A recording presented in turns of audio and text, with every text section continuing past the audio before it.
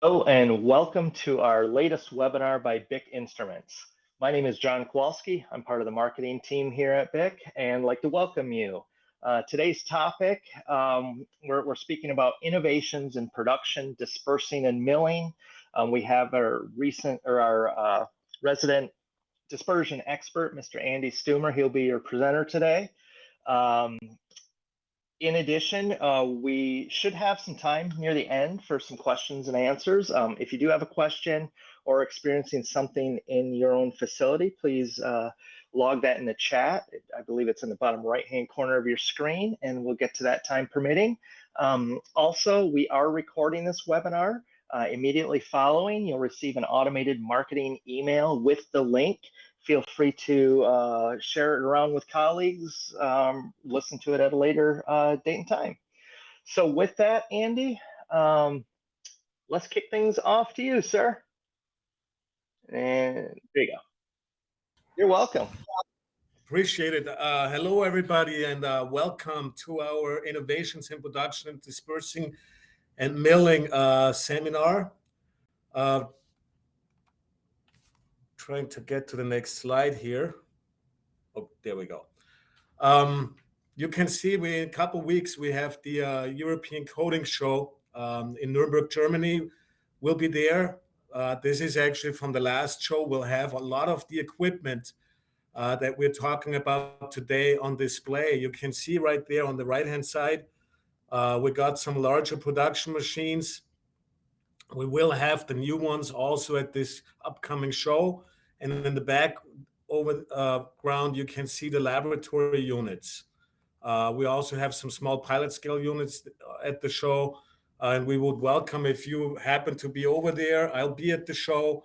Please stop by at the booth and we can actually show you and go over the capabilities on the actual models. So we're going to go just through the quick introduction about the company, VMA, and the relationship with BIC. Then we're going to cover the dispersion process briefly, and then we're going to dive right into some of the new production equipment and then the resources that we offer in our Wallingford lab and also our facility in Germany, in Reichshof, where these machines are built, about 1 hour east of Cologne. The gentleman, the couple actually on the top right, that picture, the founders is Herman and Elke Getzmann. Herman, it was actually a co-founder of Anton Paar, and he decided early on that he would like to start his own company specifically geared towards dispersing equipment and milling equipment. So he founded this company in 1972, and that's actually when the DisperMat brand was born. You can actually see right on the bottom one of the original small laboratory scale DisperMats actually was introduced in 1973. And BIC additives, or BIC Chemie, as some of you might know, have used the DisperMats throughout their lab facilities since they basically came on the market in the early 70s. And we brought them over to the US, and Dr. Peter, I think it was back then, he had some customers come into our lab and they saw the DisperMats and they were like, we like to have one of those. So that's when we negotiated the exclusive distribution rights to sell the DisperMat brand here in the US and Canada. And we have a contract with the VMA since 1988, and we're glad to say we're the only company that can actually sell and support them here in North America. The company is still owned by the same family. It's actually run by the two sons, Christian and Martin. And Herman, believe it or not, he is still involved in the business, comes in once a week just to make sure that they still follow his design philosophy. And we'll talk a little bit about the design philosophy about the DisperMats in a moment. But they're known to make really high quality dispersers, bead mills, basket mills for the lab space, pilot, and also for production. So here's the company. The building in the middle is the new facility. So they have a lot of design capability. They are in about 100 countries. And one thing that's really interesting about 40% of everything that VMA designs or builds is custom. And we have a really good laboratory space here at Big USA in Wallingford, and as well as in Reichshof, Germany. We also have a really good lab. So just to dive in, the dispersion process, what are we really trying to do with the equipment is to break up binding forces. So first we want to wet these solid particles, these larger agglomerates, and then we want to break up these invisible van der Waals forces and turn these agglomerates into smaller, you see them here, they're like building blocks of aggregates. And we do that with the cow's blade, or what some people refer to as an impeller blade. If we want to go down to the primary particle size, this is when we really need to do the media milling, and that allows us to use beads and the milling disc to really break up these binding forces and go from the aggregate level down to the primary particle size. So it's actually two-step process where we first do the wetting and the grinding with the cow's blade, and then we stabilize our pigments, and then we can go also and go through it, either a media mill or a basket mill, or they have some sort of pop mills. We call them APS systems on the market. And then that would allow us to really bring down this particle size to the primary particle size. And then we need to use the right additives to keep them in a suspended state. So here's just a slide giving you a visual on what the different pigment particles look like under a microscope. And I really like this slide because it breaks it out at what point you want to move from a disperser or dissolver to the milling operation. So usually the threshold is about 10 to 20 microns. This is how far I can go with a dissolver, with the cow's blade or an impeller blade. And if I want to go smaller, then I really need to do the media milling. And for that, we use the bead mills. And that allows me to really go down below 10 microns and all the way down to sub 100 nanometers is no problem if I have the right setup. In some instances, with a nano kit, it can get done very quickly. So we have two processes. So we talk about the pre-dispersion process first. Important to remember, this is where I have the blade, the cow's blade, or the impeller blade. The tape speed should be between 18 to 25 meters per second. I use a dissolver for that application, and we have in production our DISPERMAT SC. And then for fine dispersing or milling, fine grinding, our tape speed should be 10 to 16 meters per second. And there we have the options of either going with the vertical bead mill, which we call the APS system. We can go with a basket mill, which is our tourist mill SK, that we can put onto a standard disperser on the SC with the quick change system. So that allows us to seamlessly move or transition from a dissolver over to a basket mill, all on the same equipment. It's great technology. You can get that change in less than 3 minutes, which is really fantastic. That means you buy one system for both your pre-dispersing as well as your milling requirements. And we also offer one system called the DispersingMat TM for production that has already both systems on one unit, the cow's blade and also the integrated basket mill. So once you're done with your pre-dispersion, you don't have to move the containers around. You just push a button on the control panel and the basket gets lowered, and now you're actually milling on the same piece of equipment.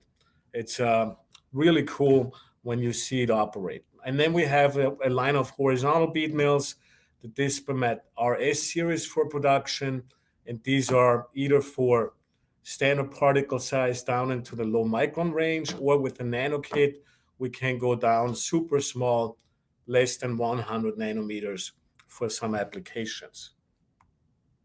And we'll show you pictures here in a moment. So here are some of the different end-use markets or applications where these dispermats and milling systems are used.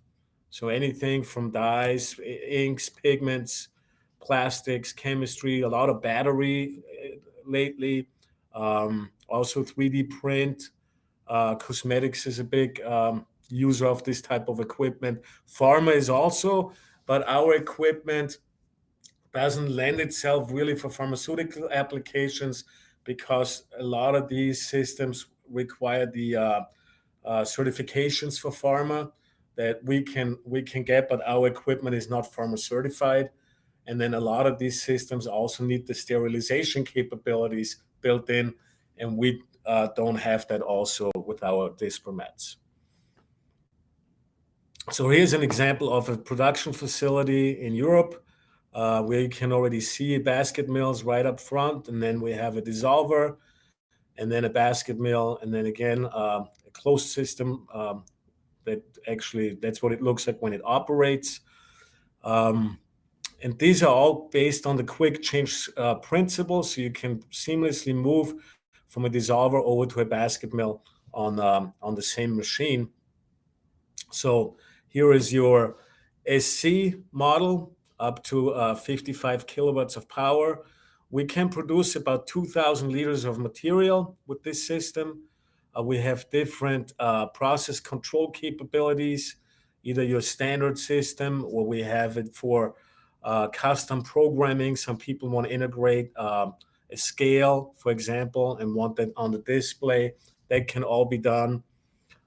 We have the option to fit it with the quick change system, as I explained earlier, to make this a really versatile piece of equipment by not only use it as a disperser, but also as a basket mill on the same machine. So it's a combination. We have the ability to add vacuum. Some people like to remove air for certain applications. And also, in some instances, you will improve the milling or dispersing efficiency by removing the air. I imagine these air bubbles are tiny little mattresses that are inside of your slurry, and they actually would act like a buffer to the beads and therefore reduce the milling performance or efficiency. So by having the ability to remove the air, I become more efficient in my milling process. The cover can be removed very easily for cleaning.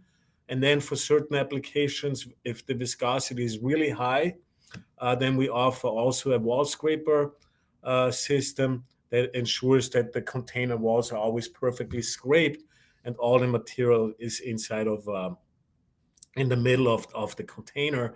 And lastly, we offer EX versions for certain environments where this is required. We have different levels of explosion-proof systems, and that is something that we can discuss with you directly if you have any applications for that. So here we show you the actual quick change system. You can see the picture on the left here. We have the standard SC with the dissolver blade and shaft. And then with the quick change, it's a bayonet style flange system. On top, we very easily, where we can easily remove, there is a clamping ring around it. We remove the clamping ring, and then we just replace the shaft with the dissolver disc and replace it with the basket mill. And now we can turn that whole system into a functioning milling system in under 5 minutes. We can also optionally add a rotor stator system, same principle with the quick change system on the same machine. And then we also offer ceramic lined milling chambers, ceramic milling discs for color sensitive applications. And that's something that's done all the time, especially if somebody needs to disperse or mill white materials where color is really color stability is really critical. So this is what that looks like. And when customers buy a system like this, they really appreciate the ability to move between baskets. So they would buy a system like this, and let's say they're running 2 or 3 or 4 different color families, then what they would do is they buy a number of baskets and then dedicate the basket to each color family. that means now you're reducing your cleaning time because you're no longer, spending an hour cleaning the basket and then change it, so it can run on a different color. So all you have to do is remove the basket when you're done running, let's say black, and you want to run a red next. Then you just take the basket for your red color family and you put it on there. Instead of tying up the machine for cleaning for hours, you're already running on your next batch on a different color. So this is one of the big advantages of having this quick change system, is just to really move very quickly in between your color changes, and also that everything can be done on one machine, dispersing as well as milling, instead of having multiple pieces of equipment, using up valuable space in your manufacturing environment. So this is an example of a system when it's actually running. So the shaft is lowered and the blade or the milling, in this case, it's actually the basket mill, is inside of the container. And then we have a vacuum cover with this particular setup right there. Again, improved dispersing or milling performance, able to put in more energy because we are removing the air pockets. And then also a big one is foam. I mean, there are defoamers out there that can help you with anti-foaming. Big Additives makes an excellent product. But if you still have issues with foam, or you don't want to use an extra additive because it's interfering with your formulation, then that vacuum system might be a really good alternative to look into that. Obviously, there is different types of vacuum pumps that are available. And then some customers actually for battery applications where they want to be in a more dry environment, they can actually add a nitrogen purging valve to the system, and that allows them to flush the container with nitrogen. And it's some sort, it's still liquid, but it's not really wet because it's nitrogen, it's a gas. So that's also an option. And here is a close-up of what that vacuum cover looks like. And we make larger systems than this. This is just an example of smaller containers. This is actually more of a larger pilot unit right here. And in the background, you can already see the C controller, which is a really high-end control board that allows you to really log all the data and store it on the computer. You can run this machine with constant power instead of just a certain speed setting. You can put in a certain amount of energy, and then the machine will automatically adjust the speed to always maintain the power that you're putting in depending on the change of viscosity. So as my viscosity, let's say, is increasing, my speed would decrease because I'm maintaining the power. If my viscosity decreases, my speed would increase because I'm still maintaining the same amount of power. So that's one way of running it. And then obviously we can also run it with constant speed, where then the machine will adjust the power it needs to maintain a certain speed. That's some of the advantages of that C controller that you see in the background. It's also really good for upscale. Here you can see the C controller next to the more traditional production environment controller, but we offer both systems for production now. And the C controller is liked by a lot of people because it gives you more information, but it also has a downside. It can get overly complicated. And in some cases, you just want the operator to really quickly produce material and not get, bogged down by too much information. So that controller on the right is also the more traditional control system for production units. But we have both versions available depending on what route the customer wants to go in.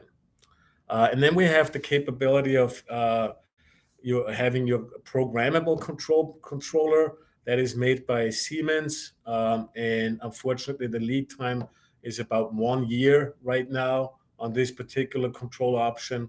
But if you want to, let's say you want to integrate a scale where you want to program your own process, then that's the way to go because it shows you all the data on that board, and you can design it, your own process around it. But the lead time, again, is really long. and doesn't make sense in most cases. So here's the pilot plant that we have in Germany. Really nice facility to come in and actually try your material on the larger production scale systems. If you want to do that, no problem. We can set that up and show you how the equipment actually operates with your material. And then we have this, what I mentioned earlier, the DispersingTM, which is basically both system already integrated on one machine. So there is no need to change anything. So you have a cowls blade plus a basket mill on the same machine. So first you put your slurry with dispersion under the machine. You lower the cowls blade into the slurry, add your raw materials, then you do your pre-dispersions for about 15 to 30 minutes. And then when you're ready to do milling, all you do is you push a button on the control panel, and then the basket comes down, and now you're actually milling with the same machine that you just used as a disperser. And then when you're done with milling, you just remove the container and get your next container ready for the next batch. So that's a really innovative system, and it has saved companies a lot of time and money because you only need one piece of equipment to do both your dispersing and your milling instead of multiple pieces of equipment. Again, the combination mill, we can go up to about 1,600 liters of product, different control panel options. We also have the explosion-proof version and ceramic version if somebody needs it. Also, a vacuum option is available if somebody would like to disperse or mill under vacuum. So just a summary of that TM 2-in-1. We get actually really good grinding performance. We were the customer in St. Louis, a pigment manufacturer, and they replaced some of their older mills that they had and purchased 2 of those, and they were able to reduce their milling times and cut them in half. And in one instance, actually, it's a quarter of what they were in milling time, what they were doing before. Really impressive on a yellow. They had to mill overnight. Now they can mill this product down in about 6 hours with this particular model.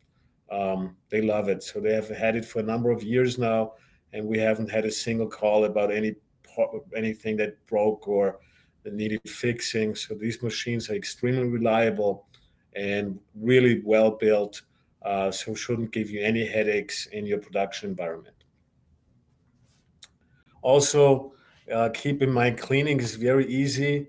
When I'm done completing a batch, I just remove it. And let's say I want to just move to a different color. On the quick change system, the other machine I showed you, just replace the basket. In this case here, I would put another container underneath with the solvent or cleaning solution or water, depending on what I'm running. Is it a waterborne or a solvent-borne material? And then I would just lower the basket and run it for a few minutes, 5 minutes, and then rinse and repeat and do the same thing. And eventually, once I don't see any more discoloration of my cleaning agent, I should be good to go to move to my next batch. If I want to do a really thorough clean, I just open up the basket on the bottom and remove the beads.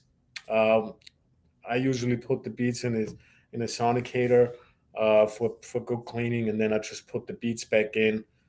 You can just do the same thing with the milling disc, where hand wipe it, and that should be good. Compare this to a horizontal media mill; it's night and day. No wear really, except on the milling disc. Nothing that can break. No seals. These machines are phenomenal when it comes to maintenance. If I take a horizontal mill, just to clean a horizontal mill on the lab scale, it takes me 45 minutes for a quick clean. And if I want to do a thorough clean, I can spend an hour and a half just going from a black to a white. This on a basket mill setup, it's minutes compared to hours. and way more efficient in terms of maintenance. Again, you have no seals. There is no wear items really, except your milling disc.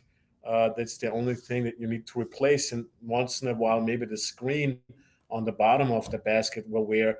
But that, I mean, you need to do a lot of milling before you wear through that screen.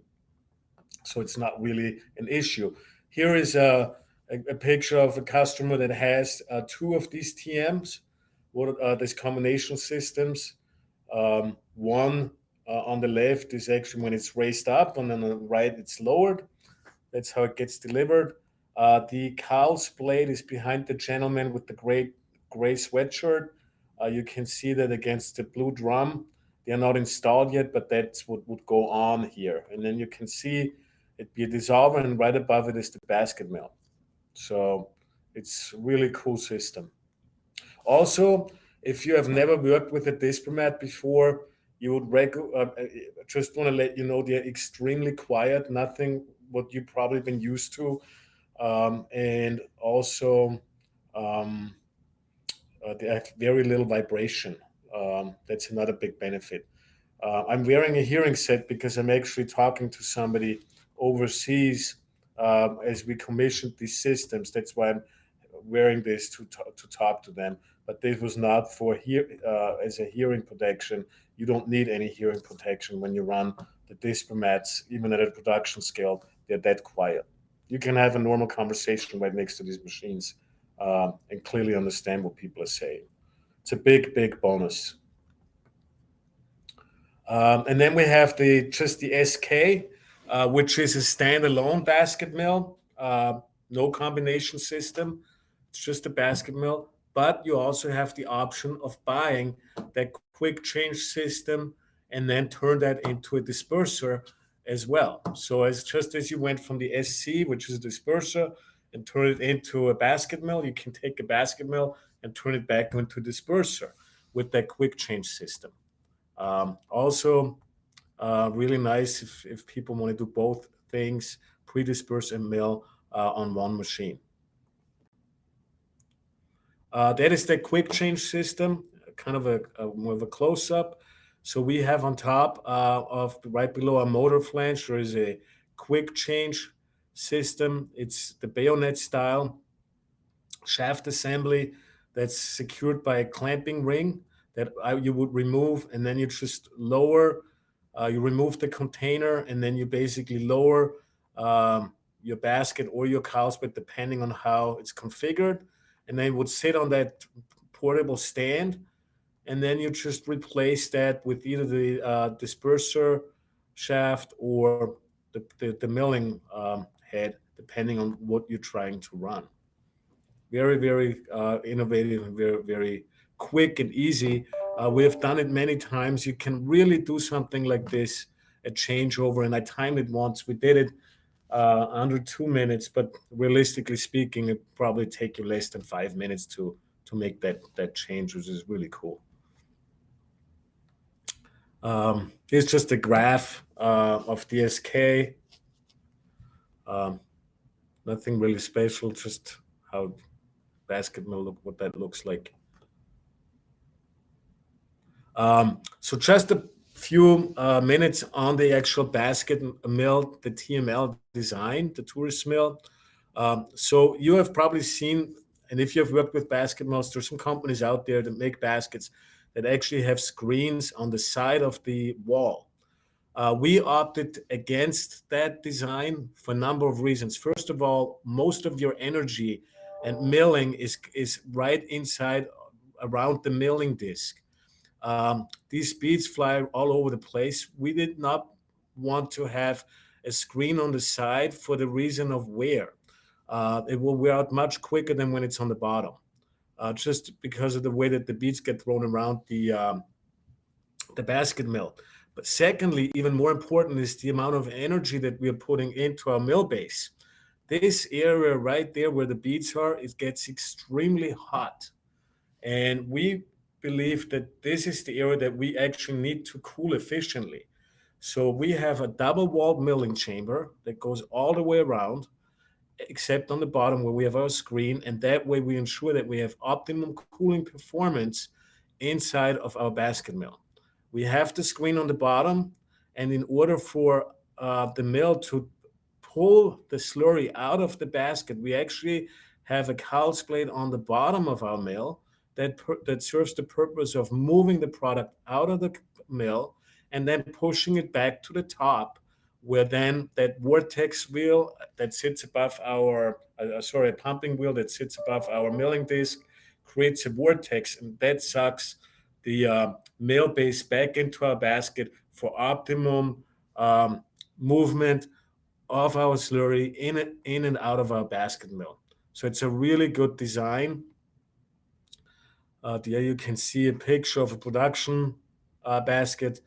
You see the blade on the bottom, then the wall. We don't have a screen on the side. This is for optimum cooling. We do not want a screen there. And also the wear is really high on the, if you have the screen on the side, it's much lower if the screen is on the bottom. And then the screw right there is for the bead addition, adding of the beads. So remove the screw and then just use a funnel, and then you can feed the beads into the basket mill that way. These bars that hold the basket are actually cooling rods. So they're not only there to hold the basket, but we have cooling in on one side and then cooling out on the other. And then on the back side, you have a third bar that is also used to measure the temperature inside of the basket. So we are really measuring the temperature. We have most of our energy build up and also most of our heat. That's where we need to measure. And that's what that third bar is behind. There is a probe that will measure the temperature during the milling process. And then obviously when you're milling, it's highly recommended that you use, in addition to the basket cooling, also double wall container jacketed. Then you have no problem with temperatures creeping up, and you always maintain temperature that it works best for your application. And then obviously we have a whole range of horizontal media mills. These are great pieces of equipment when you need it. So the only downside, I would say, if you were to compare basket mill to horizontal bead mill, would be the particle size. I can go with the basket mill efficiently and very quickly down to about 500 nanometers. Anything smaller than that, it's better to go with the horizontal media mill with the nano kit. Then you get down to sub 100 nanometers. Also, a basket mill requires that I have some sort of a flowing material. I don't need super low viscosity, but I need viscosity of a material like a coating. As long as it flows, I can process it with the basket mill. If my material is no longer properly flowable, then I can't use a basket mill because I can't pump the material through the basket. So therefore, I need to use a horizontal media mill. We have that with a pump or an actual, there is some sort of a plunger system that will force the material through the milling chamber and bring it out the other side if that's something that needs to be done on very high viscosity materials. But again, there is a lot of downside with going with the horizontal mill in terms of maintenance cost and cleanup time. So if you can and have the option, I think you'd be better off going with the basket mill rather than with the horizontal media mill. I can tell you that for sure with my own experience and customers when we did back-to-back trials. The performance is very similar, and unless you want to go below 500 nanometers, then you're going to have to go with that horizontal mill option. But if cleaning speed and maintenance cost is an issue, then definitely the basket mill sells every time. Then we have an APS system, which is called an air pressure system. It's like a traditional pot mill. These are great for very small volumes and not really for large scale. We have them in our lab. We can make these containers. I think we have one 5 gallons which for one company is actually production scale because the material is so expensive that we consider that production. But it's basically a system where you have two containers and you have your top container with your slurry. And right on the bottom, we have a drain plug and a screen. And once we're done with our pre-dispersing process, we replace the dispersing disc, the blade with the milling disc. We add our beads, and then we do the milling. There's a cover that goes over it, and there's a clamping ring that goes around it, and we are sealing the entire top container. And then we do the milling. When we complete our milling cycle, we hook up an air line to our cover, and we purge the material that's inside of that container down into the container below after we remove the drain plug.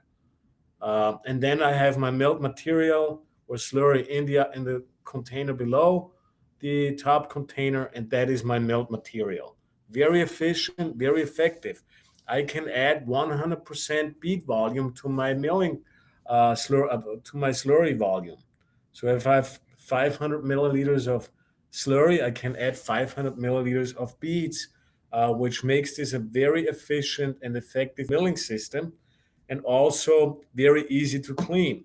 Now, the problem with this system is scalability. I can't really go to some, 1,000 gallons or 1,500 to 3,000 liters, because where am I going to put all these beads and how am I going to clean it? So this is great for small lab as well as very small production runs, but not going to large volumes. The big advantage is cleaning. Very easy. I just put the drain plug back in place, fill the top pot with solvent or cleaning agent, and then run it for a few minutes and then purge it out, rinse, repeat, and eventually I have a clean system. Also very low maintenance, no seals really, except the one seal that you have on the drain plug, but that hardly ever wears out. So very, very cost effective and excellent milling performance. With an APS, I can go down into the super low nano range, as well as have very good particle size distribution. Actually, very similar to a horizontal bead mill. But again, I can't really scale it, whereas a horizontal bead mill, I can scale. But if you need something also for your lab to help you with milling and do it quick and with good results, that's a fantastic system that actually is plug and play, and it pops onto our laboratory dispersers. If you go on our website, you can see it. These are all modular systems that allow you to attach this to a disperser and turn it also into this APS milling system very quickly. Here is a picture of our lab in Germany. It's really nice. We have a lot of capability with vacuum. Here you can see the smaller basket mill right in front. And again, all these dispersers, or dispermats as we call them, are modular. So I can also turn the lab scale dispermat from a dissolver into a basket mill very quickly with the same quick change system that we have on our production units. And all of our lab equipment scales really well to the production equipment.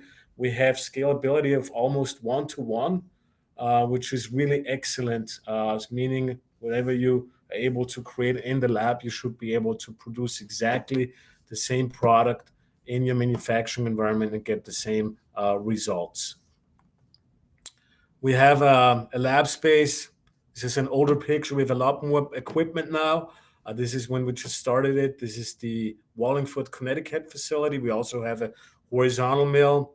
You can see that the new SL we have up here with the nano kit, and the new AE6 lab disperser with the C technology package for perfect scalability. Also with all the different attachments, our mill heads that you can see on this picture again in the background. You can see the different basket attachments and vacuum attachments that we have for our lab size machines, and also rotor stator attachment we have at the lab also. So the Wallingford lab, just a quick summary. That's where I'm actually here today. It's a super nice facility. We can also show you how the machines function with your material, but we can also tie in our colleagues from the additives team to help you with formulation support and answer any questions. Maybe try a different additive or a defoamer or a surfactant or dispersing agent to maybe help you get where you are not today. And you can do everything in one facility, and then you have the option, okay, I want to check out this piece of equipment. This works really well. Hey, let's try this dispersion. And then you can see the results. We can measure everything. We have a particle size analyzer. We have all the tools. And we don't want to be a company just selling you a piece of hardware and then you figure it out on your own. We are really here to give you guidance on not only what equipment you should be using in your lab space or manufacturing environment, but also how can you make the best product with the equipment. So that's what we bring to the table at BIC. And I really hope you enjoyed the presentation today. And I'm opening up to everyone for questions. Thank you very much for your time.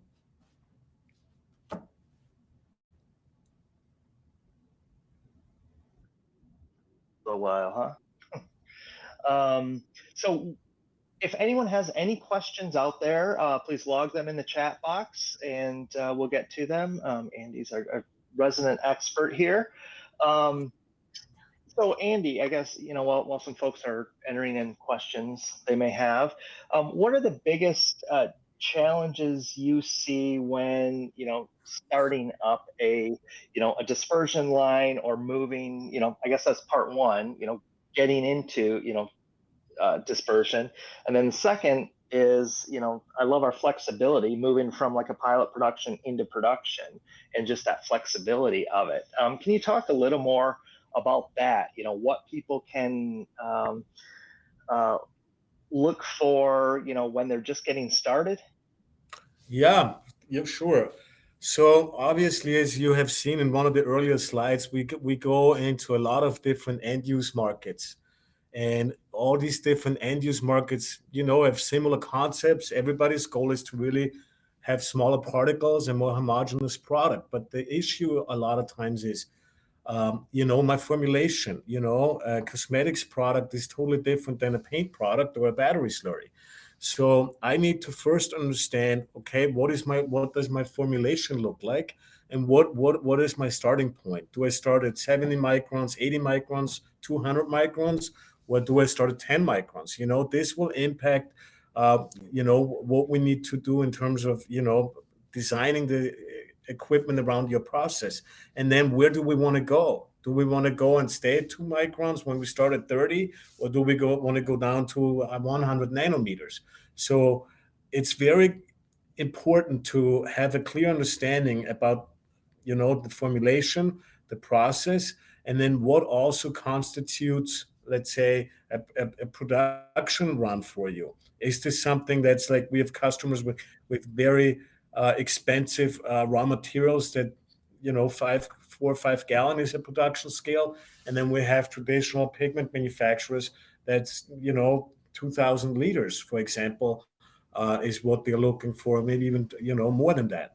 So having a clear understanding of your application and where you need to go with the product, and we can really help you design around these parameters. We have really good questionnaires, and we set up Teams calls or bring you in to share with us what you're doing, and then we can also try out different systems to make sure it's perfect.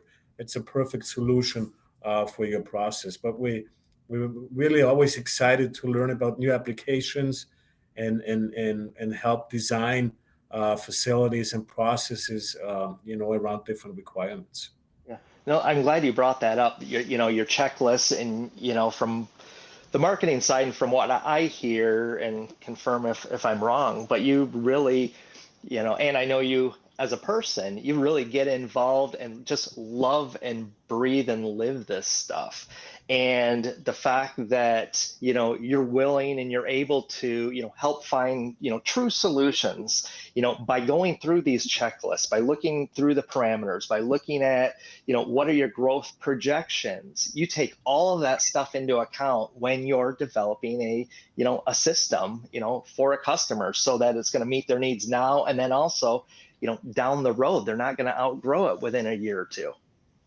Absolutely. And I mean, we understand that, these should be bread and butter instruments in a lot of instances, and they cost a good amount of money. I mean, even if you buy from a competitor, dispersing and milling is not cheap.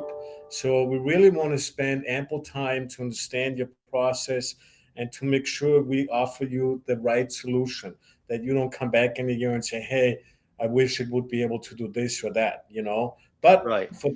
in these instances where that happens, the great news about it is that especially the lab equipment has always been designed around that modularity to give the customers the flexibility of doing a lot of different things with one piece of equipment just by buying the different attachments, right? Mm-hmm. Maybe with customers that need a disperser today, they don't need milling. But what happens in a year from now? There's a new project and they're like, oh, I need a media mill. Well, guess what? If you had a DISPERMAT, all you had to do is go call us, and we'll be able to offer you a different solution for your existing piece of equipment. If you go with somebody else or something maybe really low cost off the internet, then you will end up buying a new piece of equipment, costing you maybe even more money in the long run than you had made the initial investment. So. Yeah, that's a huge point, is just that flexibility, because right. you can plan, but if you're planning for growth, buying a media mill down the road, or if you've got some new not substrate, but new product you're getting into that needs something else. The great thing about the DisperMat is we can accommodate by a variety of attachments and add-ons, and even to get it up to production scale.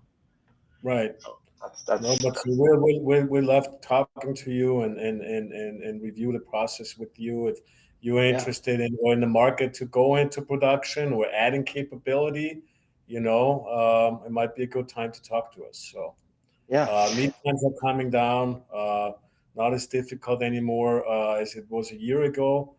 We see an improvement. Unfortunately, ceramic components are still somewhat, out there. I mean, it takes a lot longer than the standard setup, but we'll try to accommodate. Yeah. No, and that's great. And it doesn't look like we have any questions, and that's okay. If anyone thinks of some after the fact, any of the automated marketing emails you get, just hit reply. It'll come to myself or someone on my team, and we'll get it in the hands of Andy and get followed up right away with that. Another point too is if you do end up talking with Andy and scheduling a trip to our Wallingford, Connecticut office, that's actually within our additives group, our sister company. So, they're able to engage as well. And if you need something different or something's going on. Is that right, Andy? You can I mentioned that. So that's the advantage of having the lab up here at Big USA and working with our sister company so closely and leveraging the synergies that we have. I also maybe you want to mention about the YouTube channel that we have, where we are uploading all these presentations, and you find other presentations and also a small tour through our lab that you can see some of the equipment in motion. Yeah, that's a great, I always forget that. So let me get the address here, and I'm going to put it in the chat. And there you go. And, that's a good point. Out on the YouTube channel, this webinar, that recording will be out at that channel. Andy's given several other presentations, a deep dive into milling, a deep dive into dispersion. He's, has a presentation on dispersion and milling for energy storage, things like that. So, and that quick look and tour of the Wallingford, Connecticut lab. So take a look there and go ahead.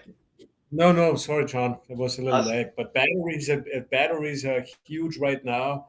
Not, all this equipment was born out of the pigment dispersion, really, but it has really become a very, very important and critical component in any battery development lab. We went to a customer today for solid state battery applications, and it's really cool to see that this type of equipment is utilized all across for these new end use markets.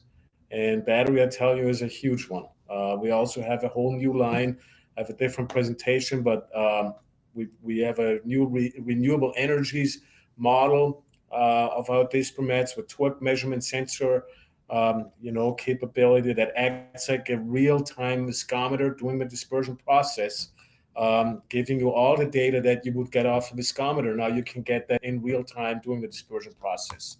So very, very cool. But we can talk to you one-on-one later if you want to reach out. Yep. Nope. I appreciate it, Andy. As always, your insight, your knowledge, much appreciated. Thank you to everyone that's joined us today. Hope you learned something. Definitely check out the recording if you'd like. Check out the YouTube channel, and don't be afraid to reach out to any of the messages for marketing you receive, and we can get in the hands of the right technical person. So, with that, thank you for joining us, and we look forward to seeing you on future BIC Gardner web seminars. Thanks, and have a great rest of your day. Thank you, everyone.